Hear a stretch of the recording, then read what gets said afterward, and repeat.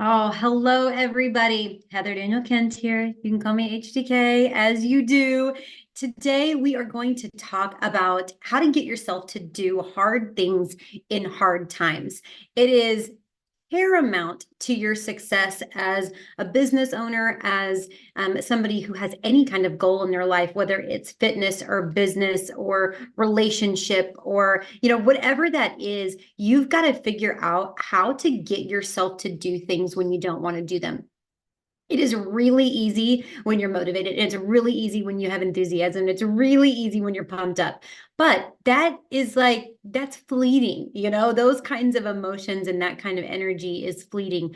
What you want to do is to be able to continue the discipline and the habit when things are tougher, because that's when the rubber meets the road, as they say. And that's what separates the girls from the women. That right there is everything as far as success goes. So let's talk about, I'm going to give you a couple of things, 10, in fact, about how to get yourself. These are just like little tools that I have in my toolbox that help me get through the day. And some days are easy, some days are so fun, some days are victorious, and some days it's like running through quicksand and you just can't seem to get your footing, but you still got to make progress. And so I'm going to teach you how to do that.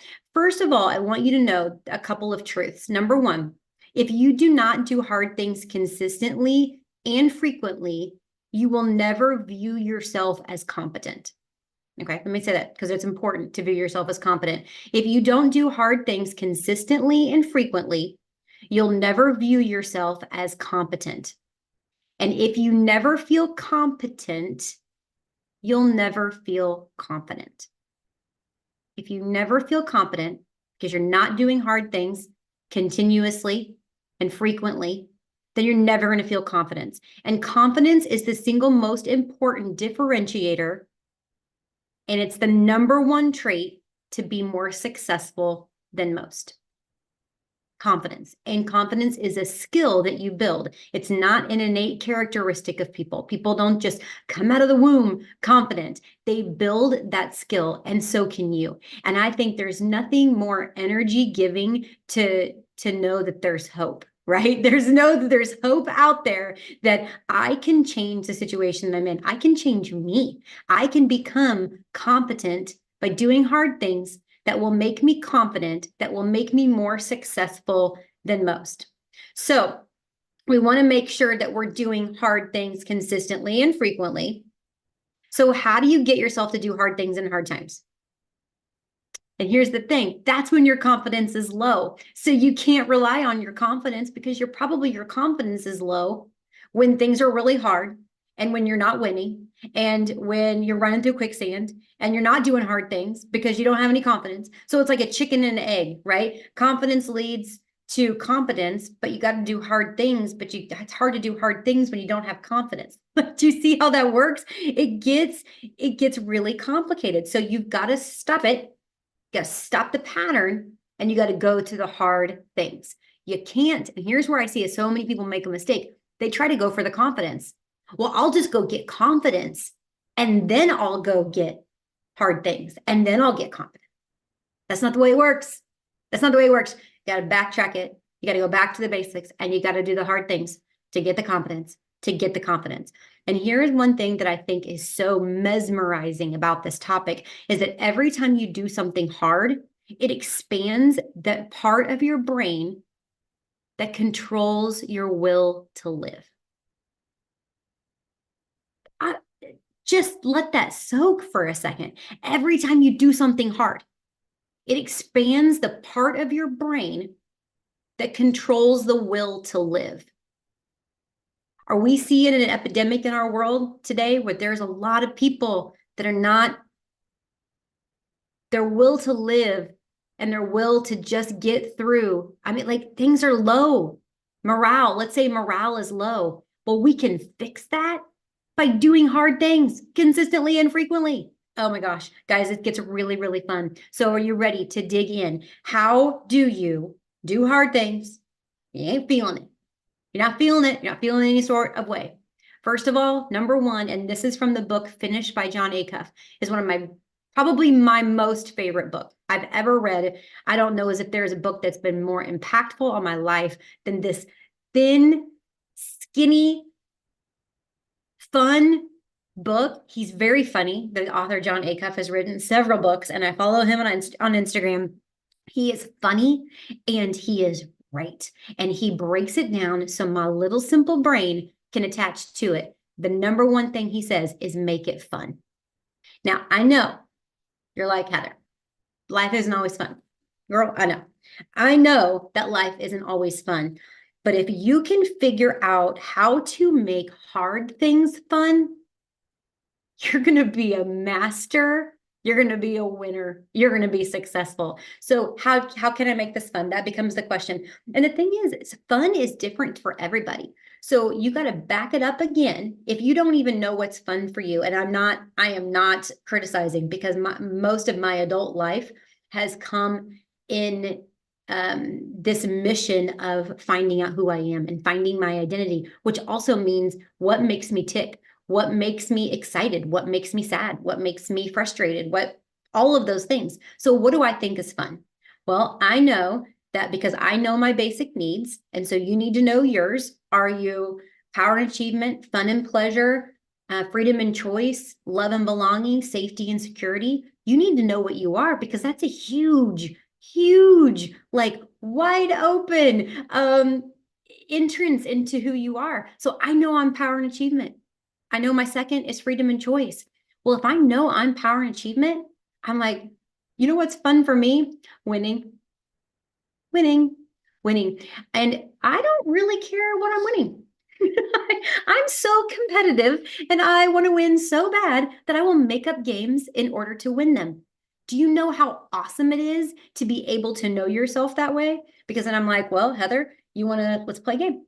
How fast can you? That's usually the game I play. I love to win in speed. I'm not physically fast, so I have to win it in other things and rewarding my system. So yesterday, perfect example.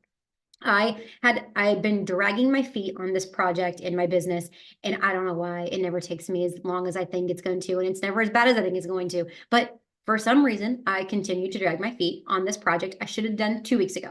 It's been on my list for 2 weeks. I'm like, okay, Heather, you do this and you get to put up Christmas.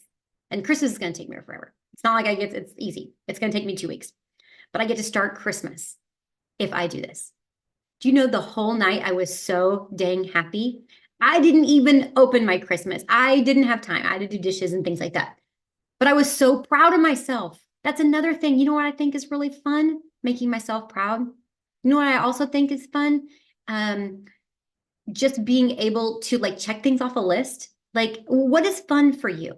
It doesn't have to be fun for everybody. If you're like an Enneagram 7, you like really need to have fun. Winning is not all that fun to you. You need to like celebrate. You need to congratulate. You need to have an experience, whatever it takes. How can I make this more fun? So do I need to move my task into a fun environment? Do I need to reward myself? Do I need to play a game? Do I need to time myself? How can I make this fun? That's number one. Number two, this is also from that book, finished by John Acuff. Okay, this chapter was annoying to me because I was like, I'm a winner and I win. I don't cut goals in half. That was a number two thing he said. Why don't you just cut your goal in half? And I was like, no, you will not cut goals. You have to hit the goals, and there's the goal, and then there's the deadline, and then you do it. And it's just that simple, right? Except what happens when it's not that simple? What do? Do you continue to beat your head against a wall, or do you cut the goal in half? And I don't mean abandon ship. I mean, how can I win? How can I achieve? Whether do I need to cut so like if in Mary Kay, I want to be a national sales director, and that requires 20 sales directors on my team with me. And so forever, I'm like, okay, who's my next director? Who wants to do work in leadership? Who's my next director? Who's my next director? Well, I just couldn't get anywhere. I'm like, I don't know, because that's not for me to say. Like, that's not my job, is to pick directors. Like, that's for people to want to rise to that. So it became incredibly complicated, right? Except I was getting all wiggity wombity in my head, and I needed to cut the goal in half, which is, in our business, a red jacket. Well, I don't know who wants to be a director, but I know who could be a red jacket. Anybody, everybody. This is fun because I know how to do that. I have confidence in that. So cut the goal in half till you feel like, okay, I can do that. Okay, I can do that. So like if you want to have 10 parties in the month of November and you're just like, okay, I got to get 10 bookings and 10 bookings and 10 bookings and 10 bookings, and you just can't, you're not even getting one.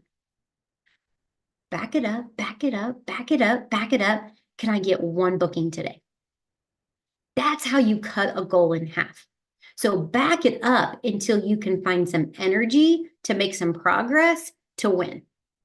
It is genius and it works every time. Number 3, simplify things. If so what if you have all these crazy goals for November and I need to sell 5,000 people and I want to add 5 people to my team. Okay. And then you're going along and you're like, I don't know what to do first. I don't know what to do first. I don't know what to do first. I don't know what to do first. Oh my gosh, I'm spinning. What about this? I'm wasting 5 days. It's 5 days in November. And what am I going to do? And then you're doing nothing, right? I mean, you guys all know the spiral that I'm talking about, the overthinking spiral. Back it up, simplify, and go, okay, in order to sell $5,000 and recruit 5 people, I probably need to be in front of people. I probably need to show people a product. I probably need to talk to people about the company. Okay, so how do I do that? Okay, well, I should have 20 parties. Okay, 20 parties, 20 parties. Okay, what do I do now? What about 20 names and numbers to call? Back it up, simplify, get it into steps that give you clarity. And here's the thing is I would talk to somebody, a mentor, somebody who is where you want to be, and say, do these steps equal this goal? Because there is nothing, I don't think, more frustrating than putting all your eggs into the basket of activity, which I believe you should, except it's the wrong activity. And now you've hinged your hopes on something that won't equal the results. So you need to have a double check person that says, okay, yes, that activity will hit that goal. Or girlfriend, you're gonna have to up that activity. Or girlfriend, you're gonna lower that goal. Because you have to make sure your activity matches your goals, or you're gonna be incredibly frustrated. And I mean to the nth degree if those things don't line up together. So simplify is number 3. Break it down into steps and give yourself clarity. Number 4, what is your motivation? What's the thing that lights your soul on fire? It can be silly, it can be small, it can be huge, it can make you cry, it can make you laugh. It just needs to get you into motion, and emotion creates motion. So get emotional about what's your motivation. Is it something powerful like your world-changing why? Is it that you want to make yourself proud? Is it that you want to increase your capacity to do hard things? And that's going to make you feel proud because that your daughter is going to watch you do that. And she's going to now go, I can do hard things too. Are you a role model? Do you have an organization that you want to lead proudly? Is it that you want to make a social impact? Like, where is your motivation for doing this? And I remember a big time quote and a big time thought that changed my business in 2015. And it was attach a business goal to a personal goal. And what that meant for me is it changed my motivation. Instead of always searching for a Mary Kay win, I started searching for a personal why. And I wanted a new house. And the thing is I'm married to somebody who doesn't care. That's not his thing. He doesn't care. I care. And so he told me, he's like, well, I'll move anywhere you want to move, but I'm not going to pay for that situation. If you want to double our mortgage payment, what do you bring into the table? And I'm like, okay, let me show you what I can bring to the table. It became such a powerful motivation to me that was our best year ever. It was the first year we sold $1 million in a year. Because I wasn't looking at my business goal. I was looking at my personal goal because it fires me up. It still fires me up to this day. And you got to stay hungry. That's the thing, is that once you get everything you want, where are you going to find your motivation? Where are you going to stay hungry? I think it's vital to stay hungry. Number 5, you're going to love this. Red light, green light. Red light, green light is manipulating your environment. It's sort of like make it fun, but you're going to manipulate your environment to take a red light activity, which is something that you hate doing, which is all things hard. By the way, spoiler alert, if it's hard for you, you hate doing it, I promise. So how can you make that red light activity and how can you put it in a green light environment or a green light time? Like my high energy time in my day is between like 9 and 2. I'm a beast between 9 and 2. So it has to be my people time. It has to be my effort time. It has to be the time that things are harder. Like I do hard things between 9 and 2. Do not tell me to do something hard at 8 o'clock at night. I won't. I can't. Incapable. That's putting red light in red light time. I got to move it to 10 o'clock in the morning because I'm like, oh, I got more energy. I've got more hope in the morning. I've got more optimism in the morning. I've got all of those things. I do better when I'm outside. How can I go take a walk? How can I go sit outside by the pool to do the things I don't want to do? How can I sit with my dogs and my cat and watch First Wives Club and make booking calls? That is an instant green light environment for me when I don't want to do something. So figure out how to manipulate your environment to get yourself to do those hard things. It's so fun. It's so fun. Okay, number 6. Okay, I remember one time my coach said to me, he goes, oh, Heather, this is something that they don't talk about in Mary Kay, and probably they don't talk about with women all that much, is that what are you motivated by? And so he just said, you're motivated by pain. And I was like, what does that mean? I don't know what that means. That doesn't sound fun, right? That doesn't sound fun at all. And I'm a fun person. There are people that are motivated by pleasure, and there are people that are motivated by pain. I happen to be motivated by pain, which is what am I going to miss out on? What am I going to lose? What am I not going to have? How will people view me? Those are very big motivational things to me. I am motivated more on how will I feel to not stand on that stage than how will I feel to stand on that stage. So if you're motivated by pleasure, it's the opposite. What am I going to get when I do that? What am I going to have when I do that? How am I going to feel when I do that? Mine is the lack that really fires me up because I hate being in pain. I want that to stop immediately. So I will put myself in pain so I can get myself to do something so that I can get out of pain. And so putting yourself in pleasure, that motivation, that visualization of what's it going to feel like? What am I going to wear? What's it going to, like, who's going to be with me? All of those things. All I have to do is do the opposite and go, when I watch her on that stage, I'm nothing against her. I'm mad at her, but it should have been me. And if I would have done that, it could have been me. And how I feel. So I take myself to the pain. I take myself to the not having it so that I can fire myself up to get myself to do a hard thing. So what are you motivated by, pleasure or pain? And tap into it. Number 7, what can I control? If you are constantly focused on results, I believe that you will be more frustrated than excited. Because when things are good, when your results are hitting it, you're on fire. And when your results are not, you are lower than low. And this is not a fun way to run your life, right? Like we don't want to do this all the time. What you want to do is focus on your activity.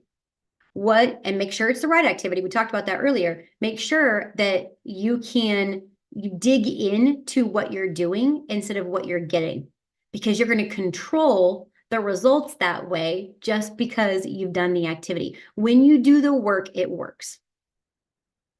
100%. And it doesn't matter what we're talking about. We could talk about Mary Kay. We could talk about fitness.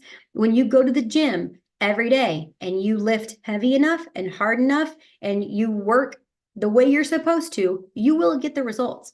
It's probably not going to be on your timeline. You probably want them so much quicker. That's not the way it works. But if you stay consistent to the activity, the results always work. But if I go to the gym and I don't see results, I'm going to quit because I was focused on the results. I wasn't focused on the process. And that is a huge pivot in your head so that your highs aren't so high and your lows aren't so low, that you can just tunnel right into what's the activity that I need to be doing today. And you got to make sure, guys, it's so important. Make sure that activity is the right activity. It's not just busy work, it's productive work. Okay, number 8, find yourself a pace car. I did not know this about myself until, it had to have been 10, 15 years into my business before I started realizing that when I put myself in a position to be around people that are doing more than me, I up my game. When I'm the best one in the room, I lower my game. I must be surrounded by people that are doing more than me, that think higher than me, that are innovating at a higher level than I am, that are working at a higher level. And here's the thing is I don't love it. I am highly competitive. And so I don't love the comfort level for me to be in a room like that is high, or the uncomfort level, really, the comfort level is low. I don't love being in a room that I feel like I don't belong in. It's very uncomfortable for me, but it is very necessary for me to find pace cars that are doing more than I am, because I will level up. Or when I'm surrounded by people that are doing less than me, I will play small. And I bet that it's the same for you. So find pace cars to run with that are doing more than you, or doing what you say you're doing, but they're actually doing it.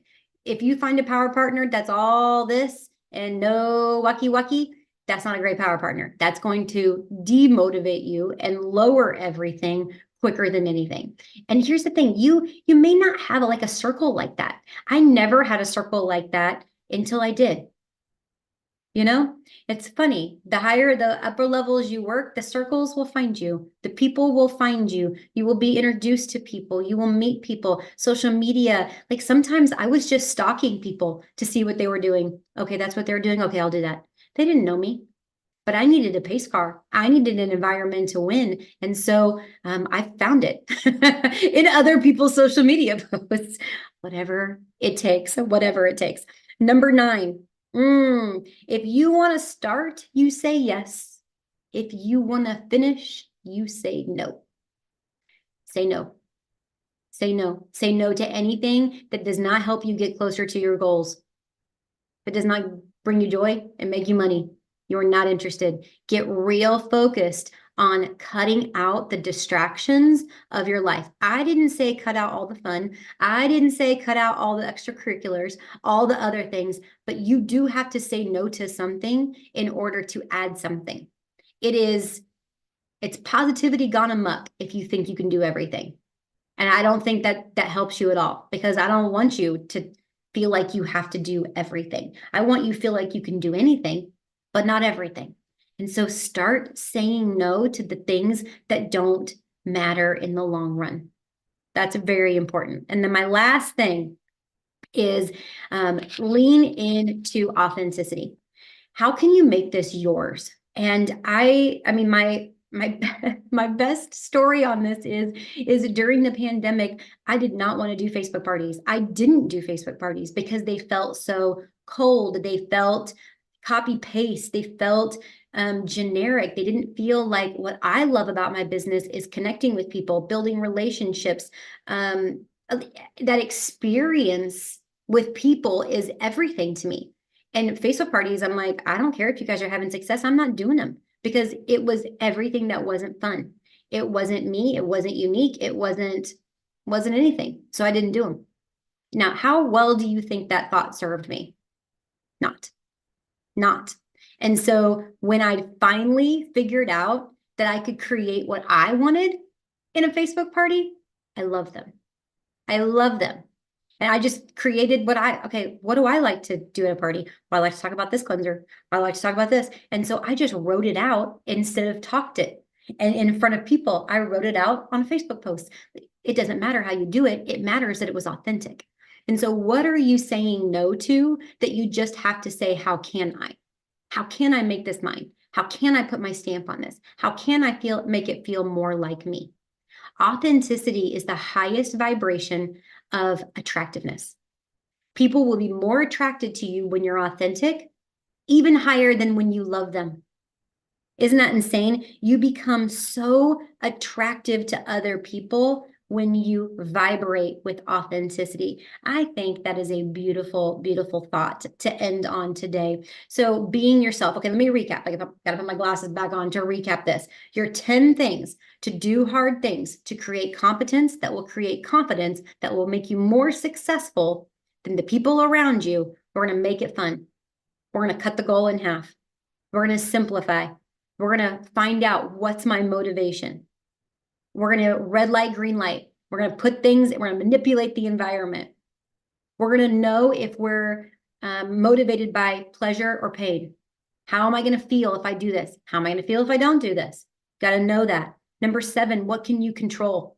Doing the activity, not focusing on the results. Number 8, finding a pace car, leveling up your circle.